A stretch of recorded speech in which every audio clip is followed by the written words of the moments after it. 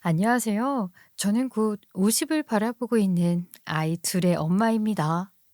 여러분은 회사로부터 권고사직 당해본 경험이 있으신가요?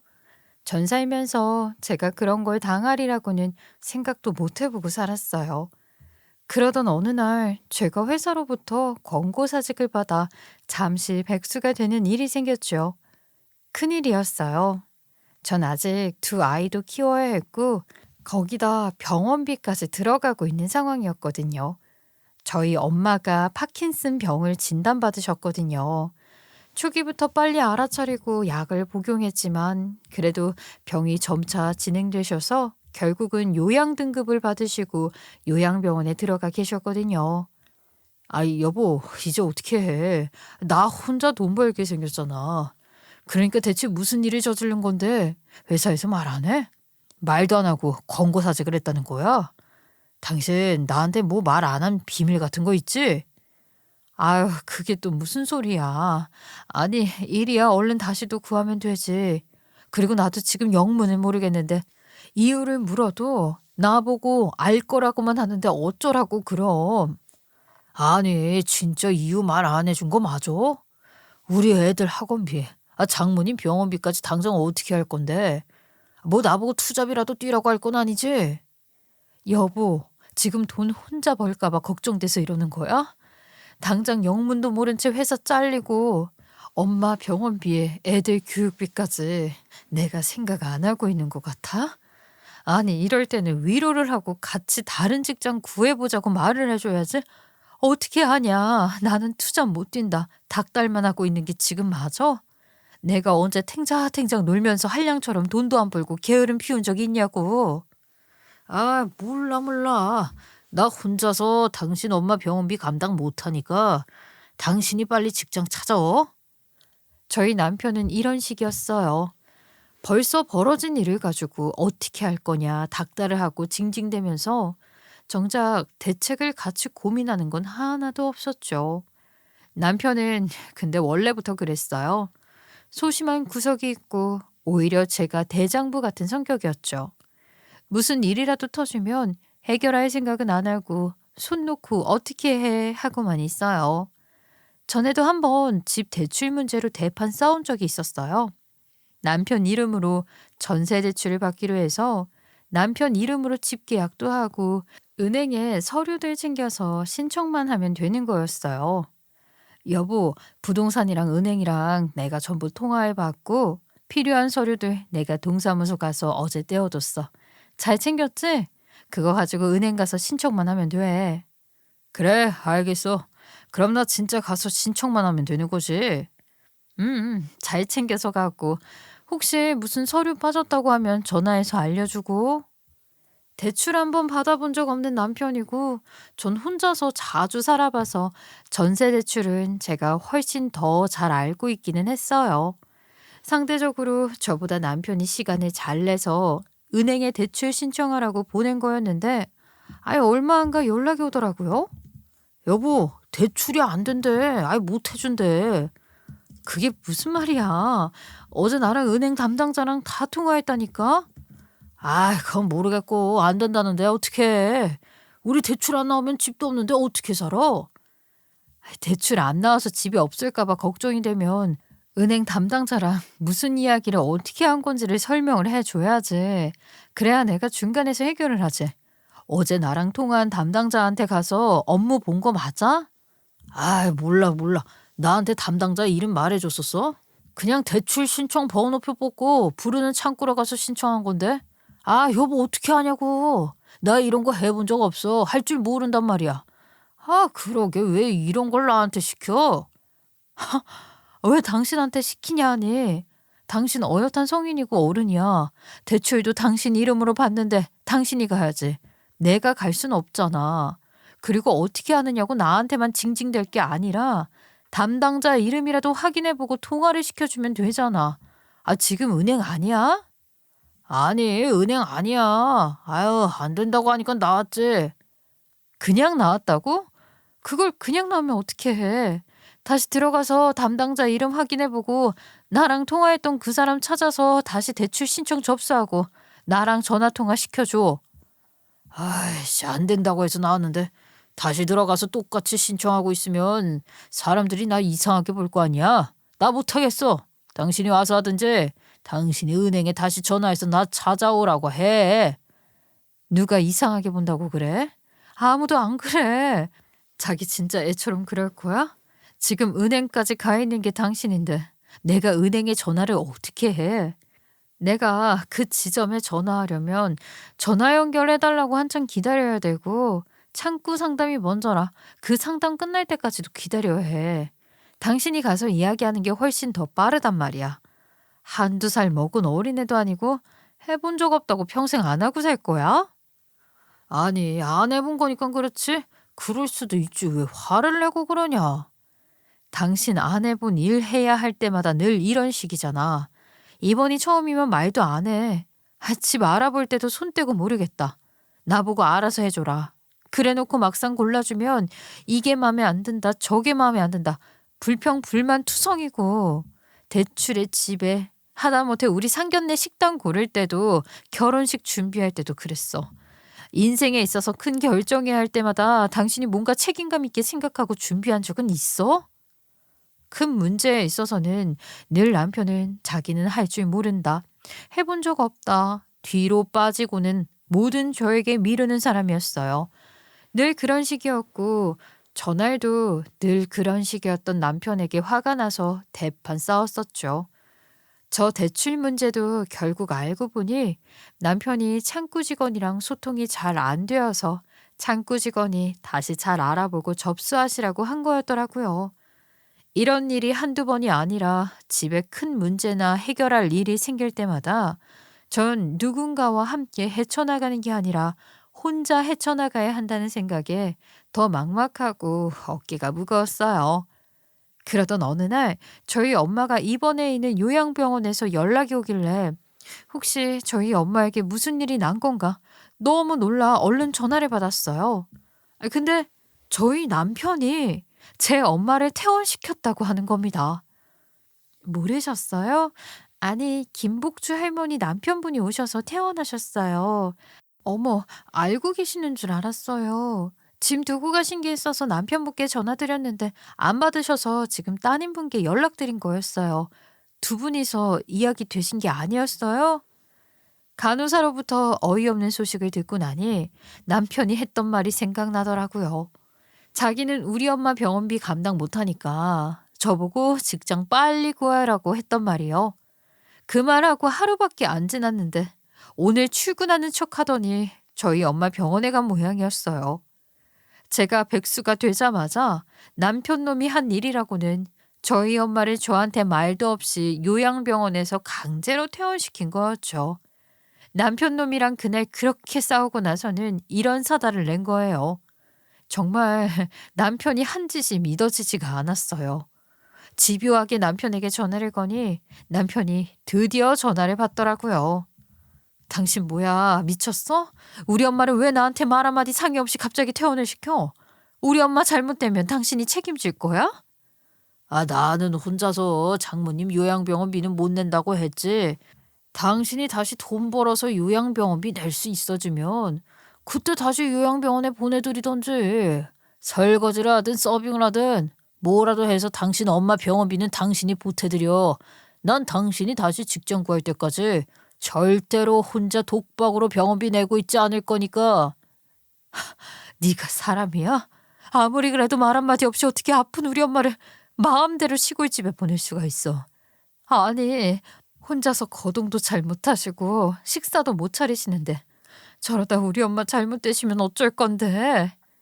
당신 진짜 염치 없다. 아, 이기적인 거 아니야? 나 혼자서 그 비용을 다 감당 못한다니까. 이럴 시간에 나가서 직장을 구하면 되겠네. 남편과 신랑이를 벌였지만 벽에 대고 이야기하는 것 같았어요. 누가 보면 제가 지금까지 돈도 안 벌고 맨날 집에서 놀고 먹은 줄 알겠더라고요. 이유도 모른 채 회사에서 하루아침에 잘린 아내에게 위로의 말을 건네고 기운을 복돋아주며 으쌰으쌰 하지는 못할 망정. 제일 먼저 한 말은 이제 돈 어떻게 감당할 거냐고. 제일 먼저 한 행동은 제 엄마를 병원에서 강제 퇴원시킨 일이었어요. 자기 엄마였어도 그랬을까요? 그래놓고 지는 혼자서는 그 비용 다 감당 못한다며 나를 이기적이고 염치도 없다고 비난하는 모습에 완전히 말문이 막혔어요. 우리 엄마 잘못되면 난 너랑 못 살아. 그때는 이혼할 생각해. 그러자 남편이 그제야 주춤하더군요. 거의 본인 엄마 밑에서 평생 보살핌 받으며 자란 인간. 결혼해서는 제가 대장부처럼 자기를 보살폈으니 갑자기 이혼이라도 하면 대책이 안 서고 무섭긴 했나 봐요. 그, 그럼 어쩌자고. 우리 집으로 모셔올 수도 없잖아. 아, 남동생이 그 근처 사니까 기다려. 남동생한테 부탁할 테니까 동생네 집에 모셔다 드리고 와.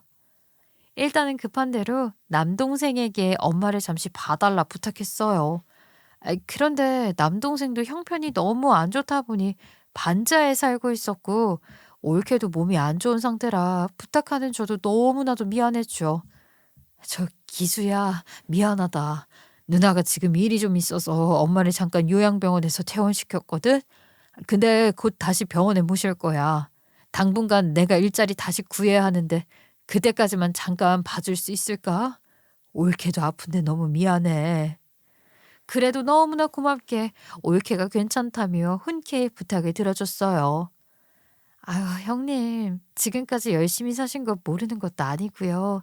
오히려 어머님 요양병원 모셨을 때 저희보다 형님이 더 많이 병원비 내셨잖아요. 저랑 기수 씨는 그거 못 보태드린 게 늘 죄송하고 마음에 걸렸어요. 기수 씨도 그랬어요. 그래서 기수 씨한테 이야기 듣고 잠깐이라도 모시자고 괜찮다고 제가 먼저 말한 거예요. 올케 정말 고마워. 내가 최대한 빨리 다른 일자리 구해서 엄마 다시 모실 테니까 그때까지만 잠깐만 봐줘. 부탁해. 마음 같아서는 우리 집에 모시고 싶은데 우리 집에는 애들이 둘이고 엄마가 편하게 쉬실 수가 없어서 마땅한 곳이 없더라고. 아니, 누나, 우리는 괜찮아. 엄마가 불편해하실까봐 그게 걱정이지. 아무쪼록 잘 해결되면 연락 줘. 오래 안 걸릴 거란 거 우리도 알아. 그러니까 너무 미안해하지 말고 얼른 해결부터 하고. 알겠지? 엄마 걱정 마. 우리가 잘 모시고 있을게. 이 기회에 자주 붙어 있으면 되지 뭐. 고맙게도 남동생과 올케의 배려로 저희 엄마는 당분간 남동생 집에서 지내게 되었어요. 저는 바로 그날부터 아르바이트를 구하러 다녔고 직장에서 잘린 지 4일 만에 다시 아르바이트를 구해 일을 할 수 있었죠. 하지만 회사 다닐 때보다 월급은 적은 편이었어요. 여전히 남편 농가는 냉전 상태로 지내고 있었고요. 아무리 생각해도 제가 백수가 된 이후로 남편의 행보가 정상적으로 보이지는 않아서 그때부터 거리감이 느껴졌거든요. 남편도 워낙 수동적이고 시키는 일만 하는 그런 인간이라 제가 화가 나 본인에게 거리를 두니 적극적으로 나서서 기분을 풀어주려고 한다거나 분위기를 풀어보려 하는 건 전혀 없이 제 눈치만 살살 보고 말 뿐이었어요. 한번 실망하고 마음이 뜨니 그전에는 몰랐던 남편의 모습들이 하나 둘 눈에 들어오면서 답답하고 열불나고 속 터지고 실망스럽고 그렇더라고요. 그런데 타이밍이 절묘하게도 얼마 안가 시어머니 건강에 적신호가 켜졌어요. 원래 고혈압으로 고생을 하고 계시긴 했는데 연락이 와서 머리가 아프다, 가슴이 답답하다 하시더라고요. 아유, 나 요새 몸이 좀 이상해. 머리도 아프고 가슴도 답답하고 입맛도 없고 뭐 먹으면 속이 안 좋아. 네? 언제부터 그러셨어요? 우송 씨한테 이야기하셨어요? 원래도 몸 안 좋으신데 어디 이상하게 자꾸 아프고 그러시면 바로 병원 가게 이야기하시라고 말씀드렸잖아요. 우송이한테도 이야기했어. 근데 자기 말고 네가 시간 많을 거니까 너한테 이야기하라던데? 아, 너희 무슨 일 있는 건 아니지? 이게 또 무슨 소리인가 싶었죠? 내가 시간이 많을 거니 나한테 이야기하라니. 이건 저보고 자기 엄마 모시고 병원 가라는 소리 돌려서 하는 거나 다름없었어요. 냉전 중이었는데 냉전이고 뭐고 바로 남편한테 전화를 했죠. 어머님 요새 몸 편찮으시다는데 알고 있었어? 왜 바로 병원을 모시고 안 가? 그야 돈이 없으니까 그렇지. 갔는데 당장 뭐 큰 병이면 어떻게 해. 그러니까 당신이 갑자기 백수가 되지만 않았어도 내가 병원비 문제로 이렇게 몸살릴 일은 없었을 거 아니야. 이거 다 당신 때문이야. 근데 나한테 화만 내고 집에 와도 사람 보는 둥 마는 둥 하고. 너는 지금 그걸 말이라고 하니? 야, 당장 수중에 돈이 없어도 부모가 아프면 빚을 내서라도 병원 가서 진료 받아보시게 해야 하는 게 정상 아니야? 그리고 당장 우리가 뭐 쌀 살 돈이 없어. 모아둔 돈이 없어. 진짜 너 생각하는 거 이상하다. 제정신 아닌 것 같아. 당장 오늘 어머님 모시고 병원 가. 아르바이트 시작한 지 나 일주일도 안 됐어. 네가 반차 쓰고 가는 게 더 낫지? 나도 이거 벌어서 우리 엄마 다시 요양병원 보내드려야 하거든. 그러고는 전화를 끊었는데 생각해보니까 열받더라고요. 아, 지는 내가 돈 못 번다고 우리 엄마 병원비 감당 못하니 퇴원시키고 일자리 구하라 난리를 치더니 이제는 시급받는 아르바이트 빼고 제 엄마 모시고 병원 가라 소리를 하니 말이에요. 그런데 남편에게 그렇게 이야기하고 얼마 지나지 않아 남편에게 다시 전화가 걸려왔어요. 여보, 큰일 났어. 지금 바로 병원으로 좀 와. 우리 엄마 쓰러지셔서 풍 왔대. 엄마 옆집에 사는 아줌마가 지금 전화 왔어. 우리 엄마가 마당에 쓰러져 계신 거 발견하고 119 불러서 실려가는 중이래. 나이가 이제 두 어머님 모두 여기저기 안 아프면 이상한 나이시긴 했어요. 그런데 어쩜 이렇게 두 어머님이 동시에 이렇게 되시는 건지 현실이 감당하기가 벅차고 한숨부터 나오더라고요. 저도 급히 병원으로 달려갔죠. 그런데 제가 가자마자 남편 놈이 또 헛소리를 하며 저를 열받게 했습니다. 아, 당신 어차피 지금 당장 할 일도 없지? 잘 됐네. 우리 엄마 지금 못 움직여. 간병인 쓸 수 있는 형편도 아니니까 우리 엄마 간호 당신이 좀 해줘. 남 손에 맡기는 것보다야 이게 훨씬 낫지 않겠어? 집에서 탱자탱자 놀고 있는 사람이 있는데. 당신 지금 머리가 안 돌아가니? 나 지금 애들 학원비, 우리 엄마 요양병원비 그거 보태려고 아르바이트 다니고 있는 거 잊었어? 당신은 투잡 뛰기 싫다고 했어도 나는 지금 아르바이트 두탕 뛰면서 개고생하고 있다고. 아이, 잠깐 그것 좀 미루면 안 돼? 난 우리 가족한테 낯선 사람 하나 붙어 있는 거 싫단 말이야. 간병인 그거 불편해서 싫은데 그럼 어떻게 하라고? 어이가 없어서 웃음이 났어요. 제가 남동생한테 일자리 구할 동안만 우리 엄마를 잠시 맡겼던 건 까맣게 잊었나 보더라고요. 근데 사실 제가 일자리를 구해야 해서 저희 엄마를 맡긴 것도 있었지만 그보다는 제 원래 직장을 되찾기 위한 준비를 하고 있었답니다. 어떻게 되찾으려고 했냐고요? 글쎄, 제가 이 한심한 남편 놈이 벌인 짓에 대해 어마어마한 진실을 알게 되었거든요. 회사에서 권고사직 당한 이유 말이에요. 제 잘못이 아니었더라고요. 남편 놈이 그렇게 만든 거였죠. 이놈이 잘못은 자기가 저질러 놓고 마치 제가 저지른 것처럼 저도 모르던 사이에 제게 뒤집어 씌운 거예요. 그래 놓고 나 몰라라 하고 있으면서 집에서 백수 되었다고 히스테리 부리고 징징댔던 거죠. 사실 제가 다니던 회사는 우리 남편도 같이 다녔던 회사예요.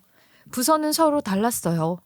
원래는 제가 먼저 다닌 회사였는데 남편이 타 부서로 이직을 해서 오게 된 거였죠. 근데 그 부서랑 저희 부서가 약간의 경쟁 구도이다 보니 부서끼리 분위기 불편해지고 눈치 볼까 봐 부부인 걸 숨기기로 했었어요. 그게 그냥 모두한테 편할 것 같았거든요. 그런데 그러지 말아야 했어요. 남편 놈이 회사에서 큰 사고를 하나 쳤는데 그 실수가 뭐냐면 발주 실수였어요. 그래서 진짜 회사에 수억 대의 손해를 만든 거예요. 그래놓고 덜컥 겁이 났는지 이 발주 실수를 저한테 잘못 전달받아서 그런 거라고 상사한테 이야기를 한 모양이에요. 전 모르게 제가 마치 자기한테 내용을 잘못 전달해서 자기가 이렇게 발주를 했던 거라는 식으로 말이죠. 회사에서 쉬쉬하는 바람에 제가 잘릴 때까지는 사실 몰랐는데 제가 잘리고 나서야 회사에서 사람들 사이에 소문이 돌았다고 했어요. 그걸 제 직장 동료가 알려준 거였죠. 지금 생각해보면 조금 수상하긴 했어. 한 대리님이 유선 씨 책상에서 찾을 파일이 뭐가 있어? 내가 볼 때는요, 그날 그런 거야. 내가 유선 씨 책상에서 한 대리가 어슬렁거리던 그날 유선 씨한테 덮어 씌우려고 수작 부린 거야. 유선 씨 컴퓨터로 조작하고 있었던 것 같지 않아요? 그날이 딱 한 대리님이 발주 실수한 날이잖아. 그게 무슨 말이야? 한 대리가 내 책상에 왜 와? 유선 씨 몰랐지? 한 대리가 발주 실수한 거 유선 씨가 메일로 수량 잘못 알려줘서 자기는 그대로 한 거라고 위에 이야기했던 거래. 위에서는 안 그래도 우리 부서랑 그쪽 부서랑 하도 사이 안 좋고 경쟁구도 심하니까 중재는 해야겠다 하고 지켜보고 있었는데 마치 유선 씨가 선을 넘었다고 생각하고 본보기로 삼으려고 했던 것 같아. 아니, 내가 수량을 잘못 알려줘서 자기가 발주를 실수했다고 했다고? 이거 봐, 몰랐죠? 근데 윗사람들도 진짜 어이가 없지. 아니, 사실 확인도 안 하고 한쪽 입장만 냅다 듣고 그래버리는 게 어디 있느냐고요. 아니, 그래서 지금 내가 이유도 모르고 갑자기 불려가서 권고사직 당한 게 한 대리 때문이라는 거예요? 유선 씨 나가고 나니까 한 대리가 먼저 이야기하던데. 유선 씨 민망할까봐 이야기 안 하고 있었다고. 유선 씨가 자기한테 이렇게 메일 보내서 자기가 발주를 이렇게 했다고. 뭐라고요? 사람들이 근데 그걸 믿어요? 아, 나 진짜 대리님이 말 안 했으면 왜 잘렸는지 평생 이유도 모를 뻔했네.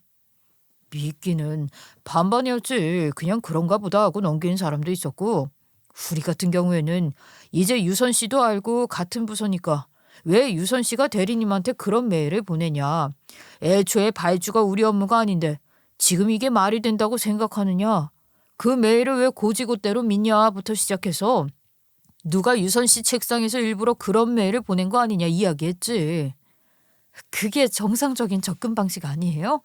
아니, 아무리 회사 굴러가는 걸 몰라도 그렇지.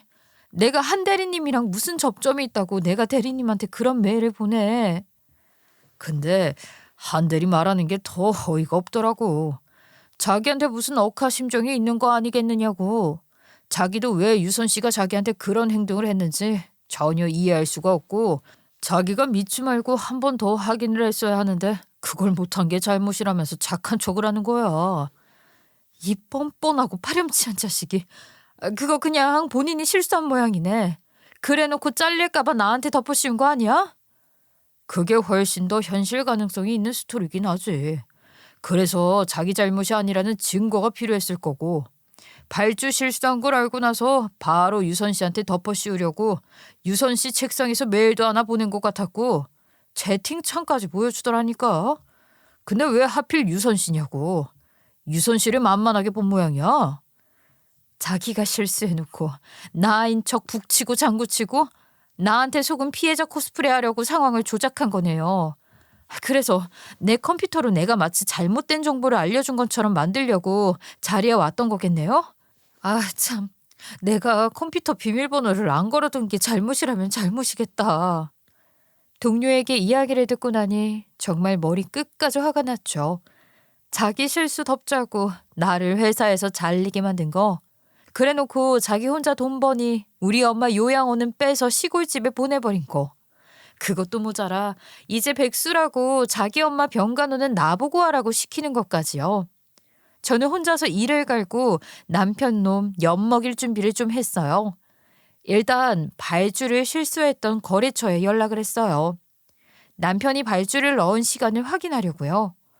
다행히 기간이 많이 지나지 않아서 금방 확인이 되더라고요. 프로그램을 써서 발주를 하는데 사이즈, 크기, 수량 요런 걸 전부 체크해서 제출하면 본사로 넘어가요.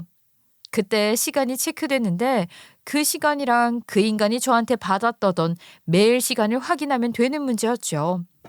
저는 동료에게 부탁해 제 컴퓨터 속 메일함을 다시 한번 확인해달라고 했어요. 멍청이 같은 이 남편이 보낸 메일함에서는 조작한 메일을 삭제했는데 수신자가 메일을 읽었는지 확인하는 수신 확인함에서는 삭제를 안 했더라고요. 남편놈이 멍청이라서 이런 실수를 해준 게 천만다행이었죠. 저인 척 본인이 보낸 의도적인 실수 메일이 간시간이 찍혀 있었죠. 본사에서 알려준 남편의 발주 시점은 당연히 그 메일보다 훨씬 전이었고요. 심지어 저는 그날 그 시간대에 외근 나가 있다가 돌아오는 중이라 자리에 있던 시간도 아니었어요. 이 메일 하나로 상황이 뒤바뀔 수 있었죠. 메일을 받기도 전에 발주를 맞춰놓고 내가 보내지도 않은 그 메일 때문에 발주 실수를 했다. 이건 말도 안 되는 사실이라는 거 지나가는 사람만 붙잡고 물어봐도 알겠다. 그렇죠? 당연하죠. 이거 전부 보내주고 회사 컴퓨터에 비밀번호도 걸어놨으니까 얼른 우리 부장님이랑 다시 연락해서 일을 바로 잡아요. 이 증거들은 내가 전부 캡처해서 지금 카톡으로 보내줄게. 그렇게 저는 동료의 도움으로 제 무고를 밝혀낼 수 있는 증거들을 하나 둘 모으고 있었어요. 아르바이트를 하면서 저는 남편에게 엿먹일 준비를 차근차근 하고 있었던 거예요. 시어머니 병간호로 한 번 더 대판 싸운 그날, 저는 동료가 준 자료와 증거들을 바탕으로 부장님에게 연락을 했어요. 부장님, 제가 그때 당한 권고사직은 굉장히 부당한 사유였고 억울합니다. 한기수 대리님이 제게 누명을 씌웠다는 증거를 가지고 있어요. 그러니 다시 한번 제대로 확인해 주세요. 회사에 공론화 시키기보다는 부장님이 현명하게 처리해 주실 거라 생각해서 먼저 부탁드리는 거예요. 지금 보내드린 사진들을 한번 보세요. 부장님께서 깜짝 놀라며 그게 무슨 소리냐 되물으셨고, 저는 제가 권고사직 당한 그 문제와는 일절 관계가 없는 사람이라는 걸 알리며 남편놈이 발주를 한 시점과 제 메일이 발송된 시점을 전송했어요. 정확히 33분의 덤이 있었죠. 아이 그러니까 사고는 일단 쳐놓고 남 탓을 하려고 그 후보를 찾다가 만만한 유선 씨가 걸린 거였다. 아하, 한 대리 그렇게 안 봤는데. 아니, 어느 인간인지 자기 아내한테 잘못을 덮어 씌운단 말이야. 우리 회사에서도 그 발주로 엄청 애먹고 본사에서도 깨지고 거래처 신뢰도 깨지고 중간에서 얼마나 난처하고 힘들었는데. 부장님은 떠올리기도 싫다는 듯이 몸서리를 치며 이야기를 하시더라고요. 그런 상황에 제가 남편의 두 얼굴을 까발린 거죠. 부장님께서는 다시 한번 남편 놈을 불렀어요. 삼자 대면을 해도 괜찮겠느냐 하더라고요. 그래서 삼자 대면 시켜달랬어요. 그렇게 부장님과 저 남편 놈 셋이 대면을 하는데 부장님이 제가 찾아온 증거들을 남편 놈에게 먼저 내밀더라고요. 자네, 이게 다 뭔가? 내가 방금 정말 믿을 수 없는 이야기를 들어서 말이야. 해명이 되지 않으면 사직에서 끝나지 않을 걸세. 남편놈은 처음에는 제가 앉아있길래 엄청 놀라했지만 놀라지 않은 척하면서 자리에 앉아 있었거든요. 그런데 다 지웠다고 생각했던 메일 발송 이력이 남아있는 걸 보고 소스라치게 놀라더라고요. 부장님한테 자기가 보여줬던 가짜 메일은 시간을 포토샵으로 조작한 메일 캡처 화면이었던 거예요. 남편은 열심히 머리 굴려보려고 했는데 아무래도 답이 없을 것 같았는지 바로 무릎 꿇고 싹싹 빌더군요. 부장님, 정말 죄송합니다. 제가 너무 무서워서 도저히 이런 실수를 한 게 감당이 안 되고 뭐라고 혼날지 눈앞이 깜깜해서 그랬어요. 사실은 이 사람 제 아내입니다. 제가 제 아내 말고는 이렇게 덮어 씌울 수 있는 사람이 어디 있겠어요. 부장님께서는 생각보다 금방 잘못을 시인해버리는 남편을 보며 얼굴이 불그락 푸르락해지셨어요. 아, 여기가 무슨 학교도 아니고 본인이 실수한 걸 대책 없이 남한테 덮어 씌우면 끝인가? 남의 생계를 함부로 끊어버리게 만들었잖아. 심지어 자기 아내한테 말이야. 아내한테는 그래도 된다는 건가 뭔가. 나 참, 이런 사람에게 발주 같은 중요한 업무는 두 번 다시는 맡길 수 없겠네. 당장 나가게. 내 방에서 나가가 아니라 우리 회사에서 나가라는 말이네. 부장님, 정말 죄송합니다. 잘못했어요. 한 번만 용서해 주세요. 다시는 안 그러겠습니다. 여보가 내 편 좀 들어줘. 저는 남편이 매달렸지만 무시를 했어요. 부장은 제대로 알아보지도 않은 채 설명도 해주지 않고 저를 권고사직 시켰던 것에 대해 사과를 했고 바로 복직을 시켜주셨답니다. 당시 권고사직 당할 때는 저보고 잘리는 이유 알 거라고만 이야기했거든요. 저는 모르겠으니 이야기해달라 했는데 그런 저를 뻔뻔하고 말 안 통하는 인간 취급하며 당장 짐 빼라는 식으로 매몰차게 나오셨었는데 상황이 역으로 바뀐 거죠. 남편은 결국 백수가 되었어요. 제가 겪었던 그 상황을 남편이 그대로 다시 겪게 된 거죠. 저는 바로 다시 복직을 했어요. 상황이 이렇게 되니 쪽팔려서 그 인간이 내 남편이었다고는 더 말을 못하겠더라고요. 이혼 준비를 서둘렀죠. 일단 저희 엄마는 다시 요양병원으로 모셨어요. 그간 돌봐준 남동생과 올케에게 너무 고맙다고 했어요. 회사에서 3자 대면 후 잘리고 집에 돌아온 남편에게도 이야기했어요. 돈도 못 버는데 어머님 병원비 어떻게 부담할 생각이야? 난 당신 돈도 안 버는데 혼자서 어머니 병원비 부담 못하니까 퇴원을 시키던 네가 설거지를 하던 서빙을 하던 병원비 알아서 부담해. 그때까지 난 절대 어머님 병원비에 돈 한 푼 안 보탤 거야. 뭐라고? 여보, 너무하잖아. 그러다 우리 엄마 잘못되시면 병원비 당장 낼 돈 얼마 남지도 않은 거 아니잖아.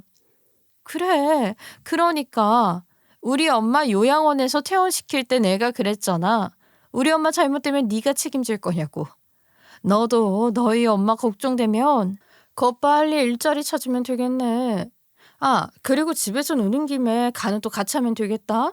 남들이 가족들 사이에 끼어들어 있는 거 불편하고 싫다며. 시간 많고 잘 됐네.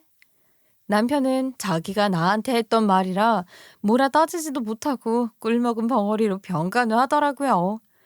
우리 집 실세가 제가 되었으니 쫓겨나기 싫으면 해야지 자기가 어쩌겠어요.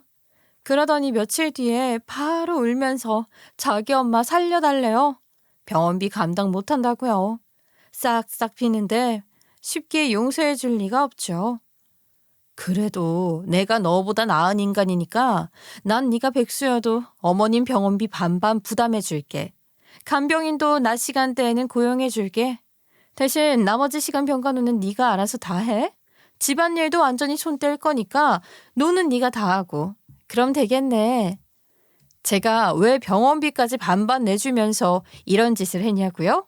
남편 놈을 아주 밑바닥 끝까지 탈탈 털어 부려먹으려고요.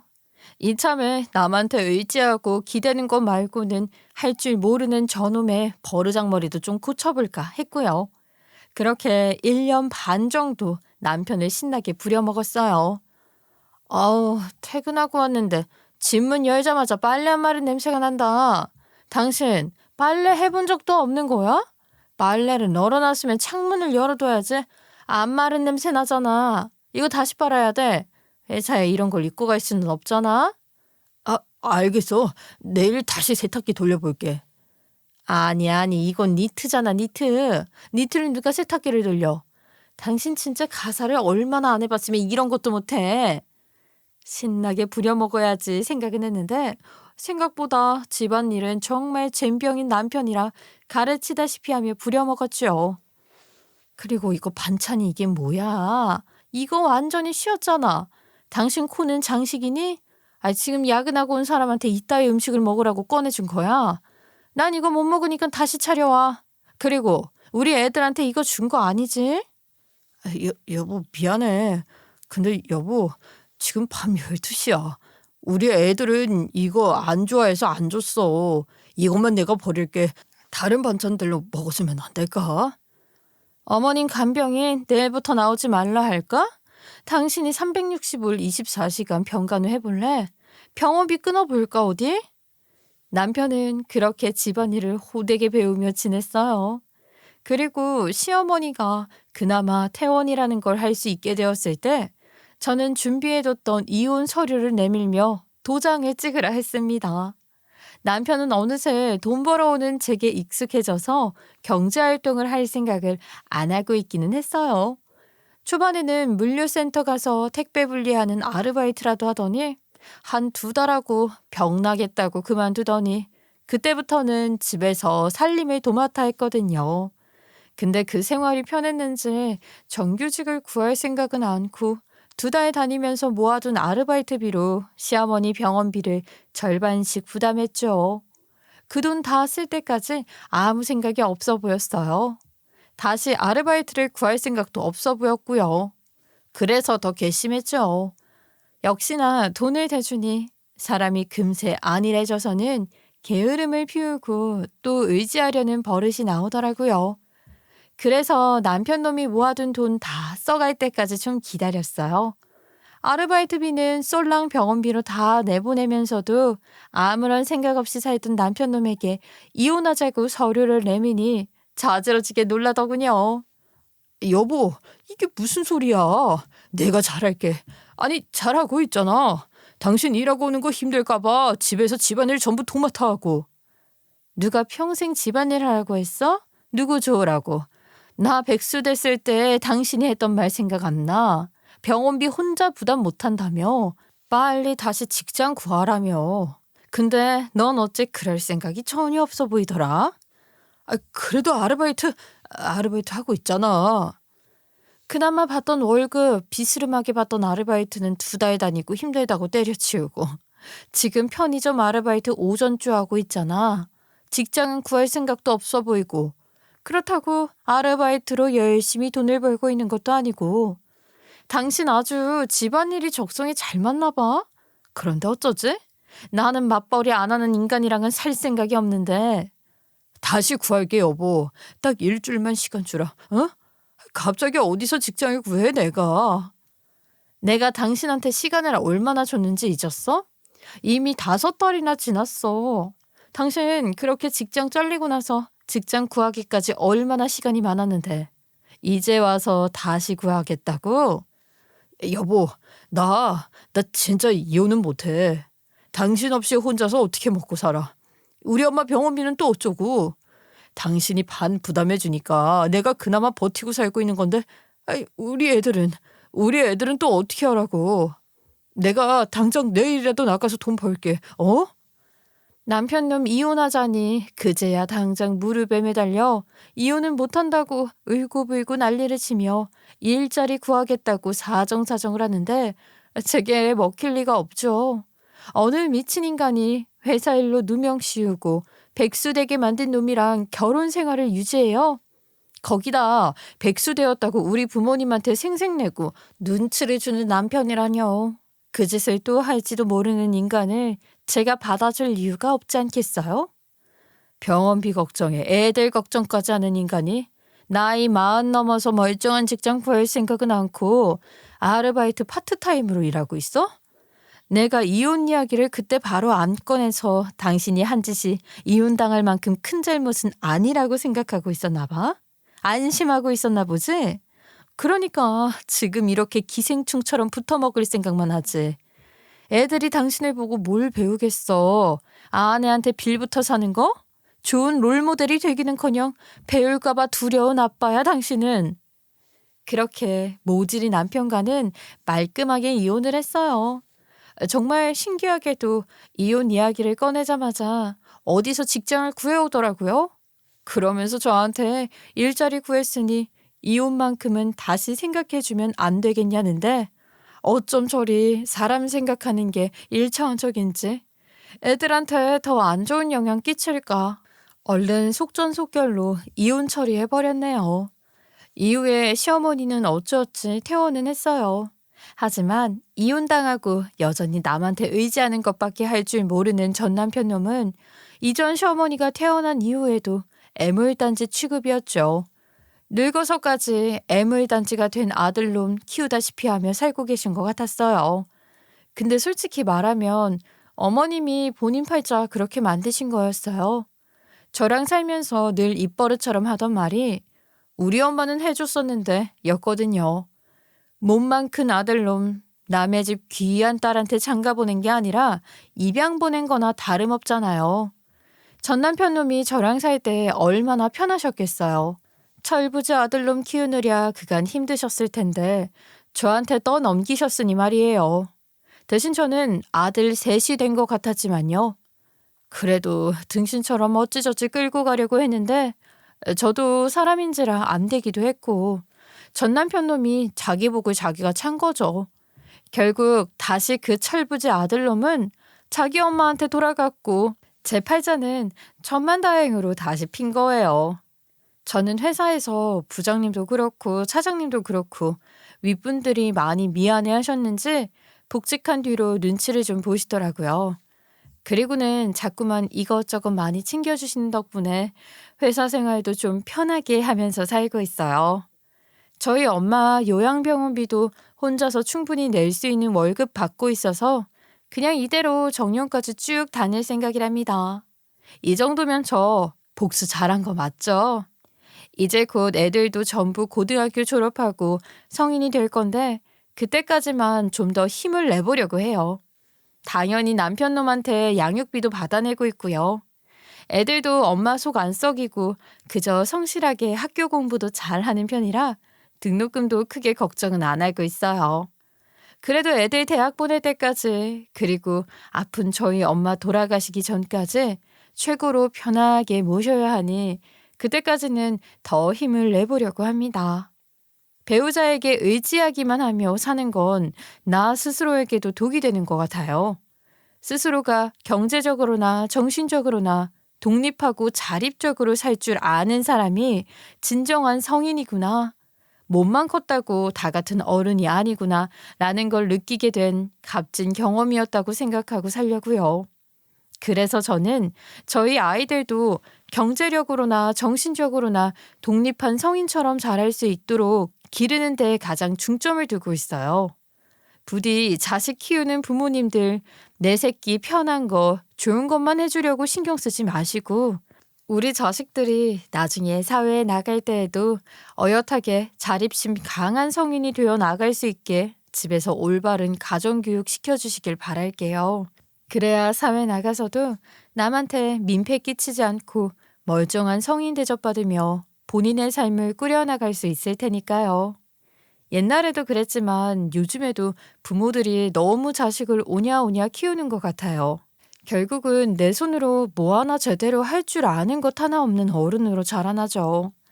어릴 적 엄마가 내게 전부 맞추어 주었던 것처럼 세상이 내게 전부 맞춰줄 거라고 생각하는 어른으로 말이에요. 남의 집 귀한 자식이랑 결혼해서 고생길 만들지 마시고 부디 각자 소중한 자식 올바르게 키워 멋진 성인으로 자랄 수 있게 힘써주시길 바라며 이만 글 줄일게요. 제 보잘것없는 이야기였지만 함께 들어주셔서 감사합니다.